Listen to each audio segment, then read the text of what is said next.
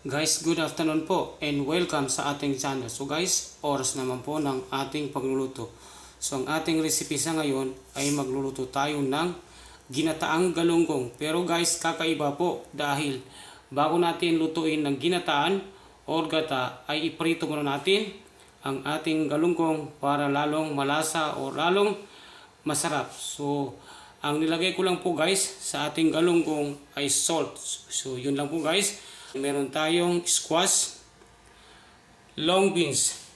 Gagamitin tayo ng onion, fresh chili, fresh tomato, lemongrass. At saka siyempre guys, ang ating coconut powder at gagamitin tayo ng ginisa mix. So ayan guys, handa na po lahat ng ating mga sangkap na kakailanganin sa ating pagluluto. Kaya guys, umpisahan na po natin ang ating pagluluto. Gagamit tayo ng cooking oil.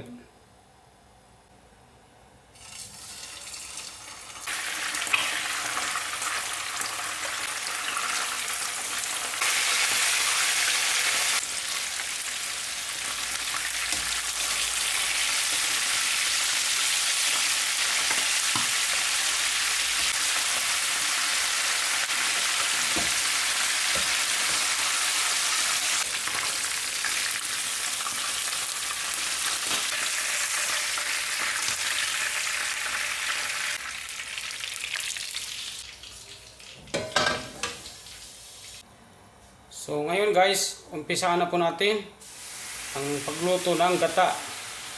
So ang ginamit ko po na tubig guys is hot water po.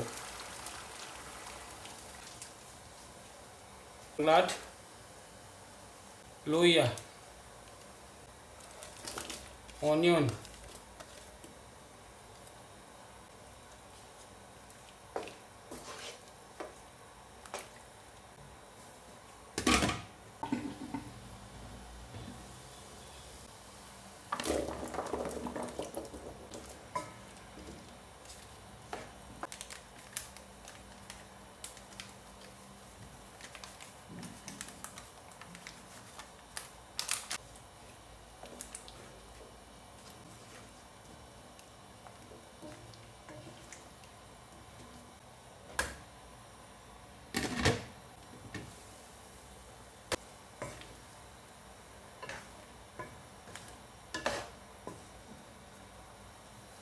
ngayon pa lang guys, maglagay na tayo ng pampalasa tulad ng salt to taste, konting black pepper powder.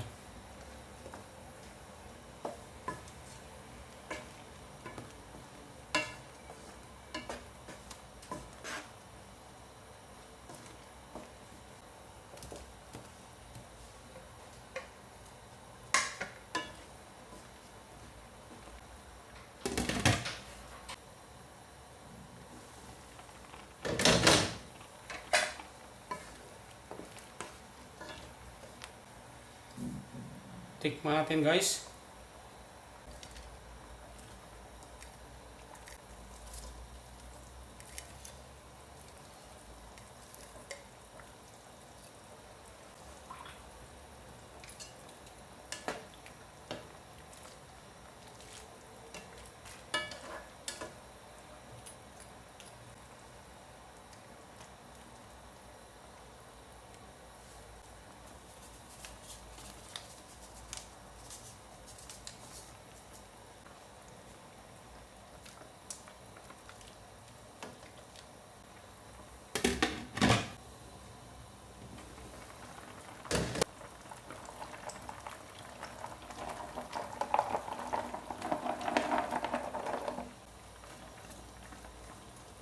Last ko na ilagay guys yung ating long beans kasi mabilis lang maluto yan guys. Mabilis lang po maluto ang ating Baguio beans o long beans. So ayaw ko na masyadong lata.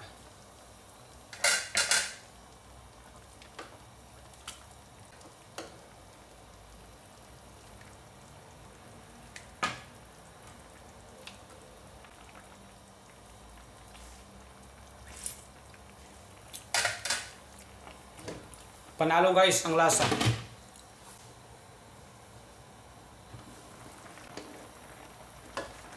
So ito na po guys, well done ang ating recipe sa ngayon. Pwede nating hanguin at iserve sa ating family. So ito na guys, ang sinasabi nila na sabaw pa lang is ulam na. So ito na po guys, ang outcomes ng ating recipe sa ngayon.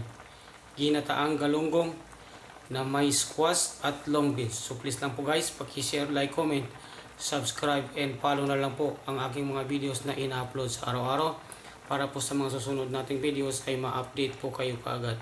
So maraming salamat po at mabuhay po tayong lahat. So guys, kain na po tayo and thank you for watching.